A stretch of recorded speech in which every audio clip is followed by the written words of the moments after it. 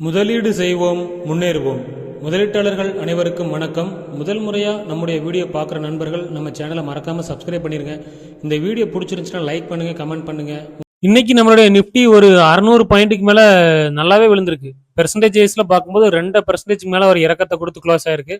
ஆனால் காலையில் அது ஓப்பன் ஆகிறப்ப இருந்ததை விட இது ஓரளவு பரவாயில்லன்னே சொல்லலாம். ஏன்னா இடையில ஒரு 700 பாயிண்ட்டுக்கு மேலே நெகட்டிவ்ல போச்சு. அப்புறம் ஒரு மாதிரி ஒரு 100 பாயிண்ட்டுக்கு மேலே ரெக்கவரி ஆகி ஒரு 600 பாயிண்ட் நெகட்டிவ்ல க்ளோஸ் ஆயிருக்கு. இல்ல நிப்டில மேஜரா ரொம்ப அடி வாங்கின ஸ்டாக் யாருன்னு பார்த்தா இந்த டைட்டன், அப்புறம் ஸ்ரீராம் ஃபினான்ஸ். மொத்தம் இருக்கக்கூடிய 50 ஸ்டாக்ல 46 நெகட்டிவ், 4 தான் பாசிட்டிவா இருக்கு. இப்ப வேர்ல்டுல நியூஸ் என்ன நடந்துகிட்டுன்னு பாருங்க. இன்னைக்கு ஒரே நாள்ல தங்கத்தோட விலை மட்டும் கிராமுக்கு 22 கேரட் கோல்டு கிராமுக்கு கிட்டத்தட்ட 1000 ரூபாய், அதாவது ஒரு கிராமுக்கு 860 ரூபாய் வரை குறைஞ்சிருக்கு. இது உண்மையிலே மிகப்பெரிய ஒரு நல்ல ஒரு விஷயம் தான். ஆனா நாளைக்கு இதே மாதிரியான இறக்கம் கிடைக்குமான்னு கேட்டா அது ஏமாற்றமா தான் இருக்கும் போல. ஏன்னா தற்சமயம் நாட்டம் ஒரு நியூஸ் கொடுத்துருக்காரு. அதை அடுத்தடுத்த ஸ்லைட்ல டிஸ்கஸ் பண்ணுவோம். நாளைக்கு சின்ன ஒரு ஏற்றத்தை தங்கம் கொடுத்தாலும் கொடுக்கலாம். இப்ப ஒவ்வொரு நாட்டினுடைய ஃபியூச்சர்ஸ் வந்து எப்படி ட்ரேட் ஆகுது பாருங்க. இது வந்து அமெரிக்காவில் டாப்ல இருக்கக்கூடிய 5 வந்து பாத்தீங்கன்னா அமெரிக்காவில் உள்ளது. அமெரிக்காவில் இருக்கக்கூடிய எல்லா இண்டெக்ஸஸும் இப்போ ஃபியூச்சர்ல எவ்வளவு ட்ரேட் ஆகிட்டு இருக்குன்னு பார்த்தா கிட்டத்தட்ட எல்லாமே ஒரு 2% அளவுக்கு பாசிட்டிவா ட்ரேட் ஆகிட்டு இருக்கு. இன்னைக்கு அவங்களுடைய மார்க்கெட் இன்னும் ஓப்பன் ஆகல. ஓப்பன் ஆகும் பொழுது இந்த மாதிரியான ஒரு ஏற்றம் கிடைக்கிறதுக்கு சான்ஸ் அதிகம் இருக்கு. அது மட்டும் இல்லாமல் இதில் ஆச்சரியப்படக்கூடிய இன்னொரு விஷயம் என்னன்னா, நம்மளுடைய கிஃப்ட் நிஃப்டியும் பார்த்தீங்கன்னா தற்சமயம் வரைக்கும் ஒரு 800 பாயிண்ட் வரைக்கும் பாசிட்டிவாக தான் வந்து ஓப்பனில் இருக்கு. ஒருவேளை நாளைக்கு காலையில் நம்மளோட நிஃப்டி ஓப்பன் ஆகும் பொழுது ஒரு பெரிய கேப் அப்ல ஓப்பன் ஆகிறதுக்கு சான்ஸ் அதிகம் இருக்கு. அது எல்லாத்துக்கும் காரணம் யாருன்னு பார்த்தா ஒரே ஆள் யாருன்னு பார்த்தா நம்ம நாட்டாம தான், வேற யாரு. இப்போ ரீசெண்டாக ஒரு 4:30க்குங்க ஒரு நியூஸ் கொடுத்தாரு. நானும் மார்க்கெட்டை பார்த்துட்டே இருந்தேன். அது வரைக்கும் நெகட்டிவ் எல்லாம் போய்கிட்டு இருந்துச்சு. திடீர்னு பார்த்தா எல்லாம் பச்சை கலர்ல பிச்சுட்டு மேலே போகுது. நாட்டம் இன்னொரு வார்த்தையை போட்டிருக்காருன்னா, சனிக்கிழமை சொல்லியிருந்தாரு, நாங்க ஈரான்ல இருக்கக்கூடிய பவர் பிளான்ட்ஸ்ல எல்லாம் அடிக்க போறோம் அப்படின்னு. ஆனா இன்னைக்கு என்ன சொல்லிட்டாருன்னா, இல்ல நாங்க ஒரு 5 நாளைக்கு வந்து எந்த ஒரு சண்டைக்கும் போறது இல்ல, 5 நாளைக்கு சண்டை போடுறதுக்கு தயாராயிட்டு போறோம்னு சொல்றாரான்னு தான் தெரியல. ஏன்னா இவர் வந்து இப்படி பேசக்கூடிய ஆள் கிடையாதுன்னு தான் நமக்குலாம் தோணுது. சோ இதை நம்பிட்டு நாம இப்ப தற்சமயம் போய் இன்வெஸ்ட்மெண்ட் நிறையாவும் பண்ணிட வேண்டாம். ஒருவேளை உங்களுக்கு வந்து இந்த இறக்கத்தை வந்து விடுறதுக்கு மனசு இல்லைன்னு தோணுச்சுன்னா சில குவான்டிட்டிஸ் வந்து நீங்க வந்து கன்சிடர் பண்றத பத்தி யோசிங்க. பட் பல்கா போட்டுறாதீங்க. ஏன்னா நம்ம நாட்டம் வந்து நொடிக்கு நொடி நிமிஷத்துக்கு நிமிஷம் மாத்தி பேசக்கூடிய ஆளு. திடீர்னு நாளைக்கே இல்ல நான் அப்படியெல்லாம் சொல்லவே இல்லையே, ஈரான் இன்னைக்கே நான் அடிச்சு காலி பண்ணுவேன்னு சொல்லி மறுபடியும் ஒரு ட்விட் போட்டாலும் போட்டுருவாரு. இவர் இப்ப இந்த மாதிரி ஒரு நியூஸ் சொன்ன ஒரு காரணத்தினாலதான் மார்க்கெட் எல்லாமே ஒரு ஏற்றத்தை கொடுத்துக்கிட்டு இருக்கு. அவர் பெருசா ஒரு ட்விட்டை போட்டு விட்டுருக்காரு பாருங்க. அடுத்து ருபி, இந்தியன் ருபி இன்னைக்கு காலையெல்லாம் பார்க்கும் பொழுது ஒரு 94 ரூபா 20 பைசா வரைக்கும் போயிருச்சு. கிட்டத்தட்ட இன்னைக்கு போனதுல இருந்து ஒரு 1 ரூபாய் வரைக்கும் குறைஞ்சிருக்கு. இது உண்மையிலே டாலருக்கு ஒரு நல்ல ஒரு விஷயம். சாரி, நம்ம இந்தியன் ருபிக்கு நல்ல ஒரு விஷயம். ஆனா கோல்டோட பிரைஸ் நாளைக்கு ஒருவேளை ஒரு 200 ருபீஸ்ல இருந்து 300 ருபீஸ் வரைக்கும் 1 கிராம் கோல்டு ஏற்றத்தை கொடுத்தாலும் கொடுக்கலான்னு நான் பாக்குறேன். என்ன நடக்குதுன்னு பார்ப்போம். அடுத்த ஒரு நண்பர் பாலாஜின்ற சாரி பிரவீன் வெங்கடேஷ்ன்ற ஐடியில இருந்து ஒரு நண்பர் வந்து கமெண்ட் கேட்டிருந்தாரு. என்ன சொல்லியிருக்காருன்னா, விப்ரோ இப்போ வாங்கலாமா, இன்னும் வெயிட் பண்ணலாமா அப்படின்ற ஒரு விஷயத்த கேட்டிருக்காரு.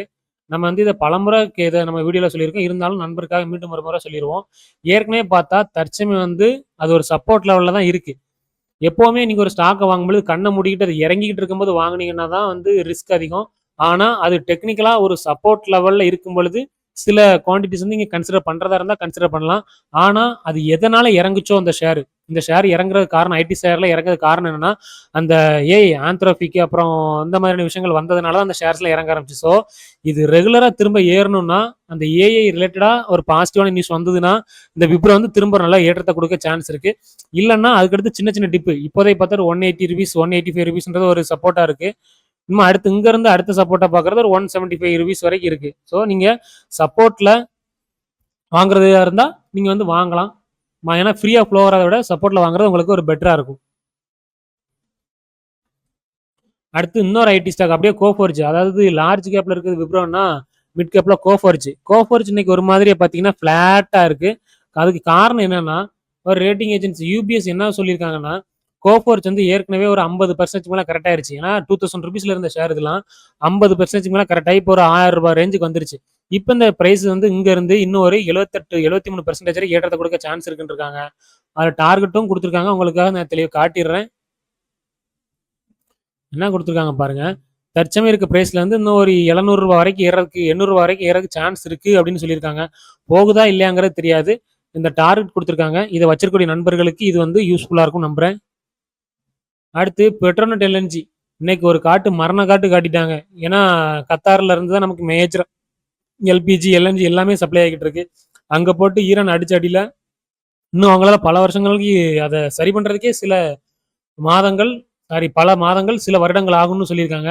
அதனால இப்போதைக்கு இந்த எல்என்ஜி ஆகட்டும், எல்பிஜி இந்த கேஸ் பிசினஸ்ல இருக்கக்கூடிய எல்லா ஷேர்ஸுமே வந்து தொடர்ந்து விழுறதுக்கான வாய்ப்புகள் அதிகம் இருக்கு. ஸோ நீங்க புதுசா அந்த மாதிரியான ஸ்டாக்ல போய் வாங்கணும்னு நினைச்சீங்கன்னா ஒரு முறைக்கு பல முறை யோசிச்சுக்கோங்க. இல்லைன்னா உங்களுடைய பணத்தை இழக்கிறதுக்கு வாய்ப்புகள் அதிகம் இருக்கு. பாருங்க டெக்னிக்கலா பார்க்கும்போது ஒரு 260 ரேஞ்சில் ஒரு சப்போர்ட் இருக்கு. அந்த சப்போர்ட்டை கட் பண்ணி கீழே வந்தாச்சு.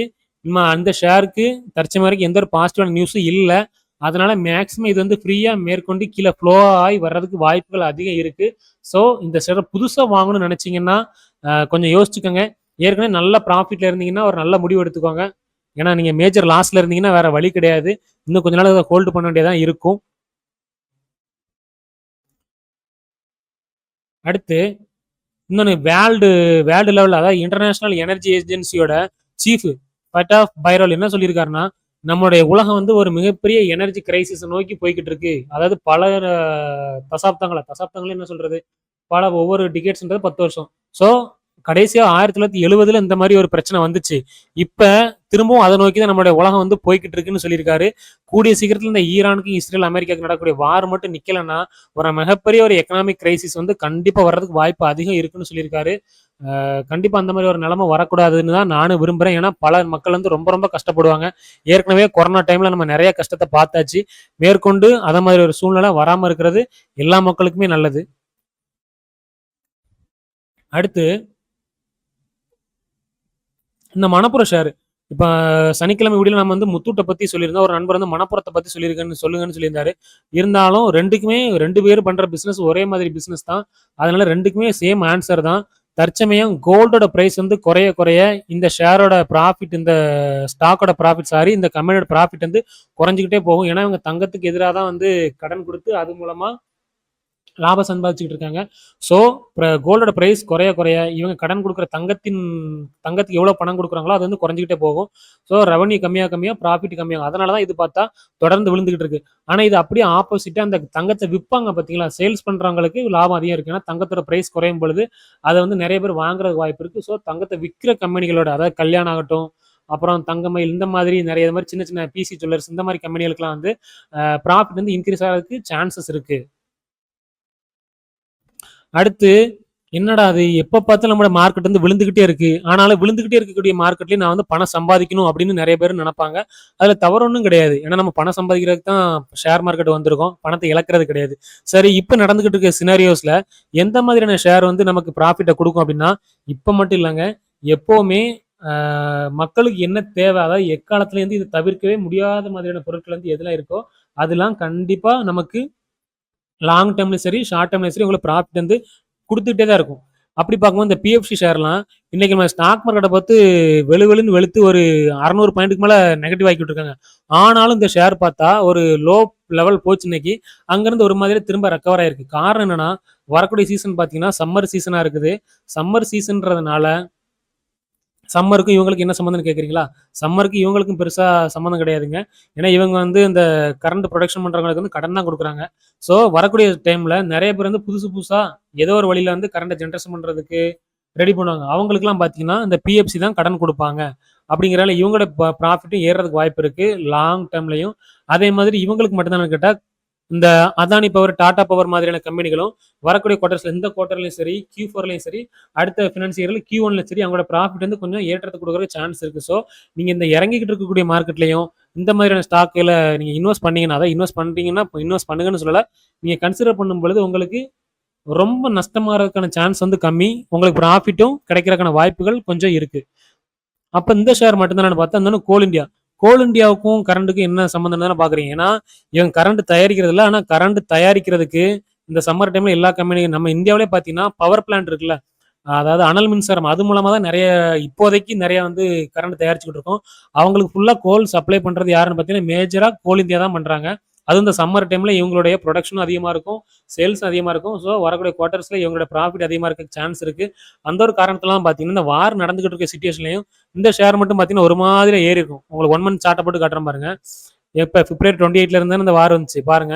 பிப்ரவரி 28 டைம்ல 430 இருந்த ஷேரு மற்ற எல்லா ஷேரும் அடி விழுந்து கீழே இறங்கிட்டு இருக்கப்ப இவங்க மட்டும் சத்தம் இல்லாம மேலே ஏறி இருக்காங்க பாருங்க. இதே மாதிரி பிஎஃப்சியை நாம பார்ப்போம். பிஎஃப்சி என்ன பண்ணிருக்குதுன்னு பார்த்தா பிஎஃப்சி ஒரு மாதிரி பிளாட்டா இருக்கு, பெருசா ஒரு ஏற்றம் இல்லை இறக்கம் இல்லை. ஆனா கோல் இண்டியா பாருங்க ஒரு ஏற்றத்தை கொடுத்துக்கிட்டு இருக்கு. அது மட்டும் இல்லாம இவங்க மட்டும் தான் இப்படியான்னு கேட்டா இந்த மாதிரி ஷேர்கள் மட்டும் தான் வந்து வாய்ப்பு லாபங்கள் வர்றதுக்கு வாய்ப்பு இருக்கான்னு கேட்டா இன்னொன்னு இருக்கு, இருக்கவே இருக்காங்க டிஃபென்ஸ் கம்பெனி. இவங்களை வந்து தவிர்க்கவே முடியாது. ஆனா தற்சமயம் பார்த்தா டிஃபென்ஸ் கம்பெனியும் வந்து விழுந்துட்டே தான் இருக்கு. விழுவதெல்லாம் எழுவதற்கு தானே அப்படின்ற மாதிரி எனக்கு இந்த டிஃபென்ஸ் கம்பெனிலாம் வந்து பெரிய ஒரு கான்ஃபிடென்ட் உண்டுங்க. இவங்க தற்சமயம் விழுந்தாலும் திரும்ப வந்து நல்லா எழுந்திருச்சு ஓட ஆரம்பிச்சிருவாங்கன்னு தான் நான் பார்க்குறேன். ஏன்னா நம்ம நாடு வந்து டிஃபென்ஸ்ல எவ்வளவோ பணத்தை வந்து இன்வெஸ்ட் பண்ணிட்டு இருக்காங்க. ஒவ்வொரு ஃபினான்சியர்ல பட்ஜெட்லையும் சரி, மற்ற இடைப்பட்ட நேரங்களையும் சரி நிறைய நியூஸ் வந்து ஃபினான்சியல் சாரி இந்த டிஃபென்ஸ் கம்பெனிஸ் ரிலேட்டடாக வந்துட்டே இருக்கு. அதுலேயும் இந்த ஹெச்ஏஎல் பார்த்தீங்கன்னா இப்போ நம்ம லாங் டேர்ம்ல இந்த டிஃபென்ஸ் கம்பெனிஸ்ல நாம கன்சிடர் பண்றது பார்த்தீங்கன்னா ஹிந்துஸ்தான் ஏரோநாட்டிக்ஸ் ஒன்று, அப்புறம் பாரத் எலக்ட்ரானிக்ஸ் ஒன்று. இதுல பாரத் எலக்ட்ரானிக்ஸ் ஒரு 450 ரூபா 500 ரூபாயிலிருந்து குறைஞ்சிக்கிட்டே இருக்கு. 400 ரூபாய்க்கு கீழே போனதுன்னா சில குவான்டிட்டிஸ் நான் பை பண்ணலாம்னு நினைச்சிட்டு இருக்கேன். 400 ரூபாய்க்கு கீழே கூடிய சீக்கிரத்திலே நாளைக்கு வந்தாலும் வர்றதுக்கான வாய்ப்பு, நாளைக்கு வராது, நிஃப்டி ஏற்றத்தை கொடுக்க ஆரம்பிச்சிடும். மேபி சில நாட்களில் வந்துச்சுன்னா வாங்குவேன். அதே மாதிரி இந்த ஹெச்ஏஎல்லும் பார்த்தீங்கன்னா ஒரு 52 வீக் லோவுக்கு வந்துருச்சு. ஒரு 5100 ரூபாய் அளவுக்கு போன அந்த ஷேர் பார்த்தா தற்சமயம் நல்லாவே ஒரு 28லேருந்து 30% வரைக்கும் குறைஞ்சிருச்சு. ஸோ இந்த மாதிரியான ஸ்டாக்ஸ் தாங்க நமக்கு ஸ்டாக் மார்க்கெட் இறங்கிட்டு இருக்க டயத்துலையும் கன்சிடர் பண்ணால் நமக்கு பெஸ்ட்டாக லாபத்தை கொடுக்குறதுக்கு வாய்ப்பு உள்ள ஸ்டாக்குகள். அடுத்து இன்னொரு நம்பர், இது வந்து இப்போ நான் சொன்ன பதில் வந்து இந்த நண்பருக்காக பாலாஜின்னு கேட்டிருந்தாருல அவருக்காக தான் இப்போ ரீசெண்டாக சொன்னது. அடுத்து இஸ்மாயில் ஜாஸ்மீரான்றவர் என்ன கேட்டிருந்தாருன்னா உங்கள் வீடியோ சூப்பர், நீங்கள் ஒவ்வொரு ஸ்டாக் பற்றியும் சொல்கிற விதம் சூப்பர்னு சொல்லியிருக்காரு, தேங்க்ஸ் ப்ரோ. அப்புறம் அதுக்கடுத்து இந்த ஜேகே டயர் இன்னும் கொஞ்சம் கீழே வருமானு கேட்டிருக்காரு, அதை நம்ம கண்டிப்பாக நண்பருக்கு சொல்லிடுவோம். ஃபர்ஸ்ட் ஜேகே டயரோட தற்சமயம் சில ஃபண்டமெண்டல்ஸ் நான் பார்த்துட்டு அதுக்கடுத்து ஃபுல்லாக போவோம். ஒரு 339 ரூபி 394 ரூபா ரேஞ்சில் இருக்கு. இதோட பிஇ பார்த்தா அட்ராக்டிவாக தான் இருக்கு. ஆனால் நம்ம எப்போவுமே ஆர்ஓசியும் ஆர்ஓயும் சரி டபுள் டிஜிட்னா ஓகே தான். ஆனால் மினிமம் ஒரு 15க்கு மேலே இருந்தால் நல்லாயிருக்கும். அந்த ஒன்று தான் இதுல இருந்து கொஞ்சம் நான் நெகட்டிவாக பார்க்குறேன். மற்ற இன்ட்ரென்சிக் வேல்யூலாம் ஓகே தான், கடன் வந்து பரவாயில்ல, ஒன்று கீழே இருந்தாலே ஓகே தான்ற மாதிரி இருக்கும். அடுத்து ஆர்எஸ்ஐயும் பார்த்தீங்கன்னா இந்த ஷேர் வந்து ஏற்கனவே நிறைய வித்து தள்ளிட்டாங்க அப்படின்றது தான் காட்டுது.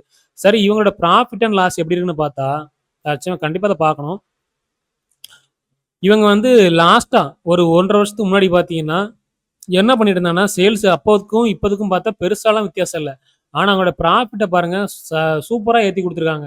ப்ராஃபிட்ல ரெவன்யூலாம் பார்த்தீங்கன்னா ஒரு 600 கோடி தான் இன்க்ரீஸ் பண்ணியிருக்காங்க. ஆனால் ப்ராஃபிட்டை கிட்டத்தட்ட 2 மடங்கு ஏற்றிருக்காங்க. இது உண்மையிலே நல்ல ஒரு விஷயம் தான் அந்த ஷேருக்கு. அது மட்டும் இல்லாமல் இந்த ஷேர் நாம கடந்த ஒரு 10 வருஷம் வச்சிருந்தோம்னா வருஷத்துக்கு 17% மேலே சிஏஜிஆர் கொடுத்துருக்குங்க. அதாவது நிஃப்டி 50 பீட் பண்ணியாச்சு. மிகப்பெரிய ஒரு ரிட்டர்ன் தான். 17% உண்மையிலே ஒரு மிகப்பெரிய ரிட்டர்ன் தான். சரி, இப்போ கரண்ட் சுச்சுவேஷனுக்கு வருவோம். இப்போ இந்த பெட்ரோல் பிரைஸ்லாம் ஏறிக்கிட்டு இருக்கே, க்ரூடோட பிரைஸ்லாம், அதனால இந்த டயர் கம்பெனி வந்து விழுந்துருமான்னு கேட்டால் அதுதான் கிடையாது. ஏன் அப்படின்னா இந்த ஜேகே டயரை பொறுத்த வரைக்கும் டயர் கம்பெனிஸ்ல இந்த டயர்ஸ்ல பார்த்தீங்கன்னா பெருசாக வந்து கெமிக்கல், அதாவது இந்த க்ரூடுல இருந்து வரக்கூடிய எந்த ஒரு பொருட்களுமே பெருசாக யூஸ் பண்றது இல்லை, கொஞ்சம் வந்து யூஸ் பண்ணுவாங்க. மெஜாரிட்டியை பார்த்தா அந்த டயர்ல என்ன இருக்குன்னு பார்த்தா ஒரு 45% பார்த்தீங்கன்னா என்ன இருக்குன்னா நேச்சுரல்னா சிந்தட்டிக் ரப்பர் தான் மெஜாரிட்டியா இருக்கும். அதுக்கடுத்து ஒரு 25% பார்த்தீங்கன்னா இந்த சிலிக்கால்னா கார்பன் அது இருக்கும்.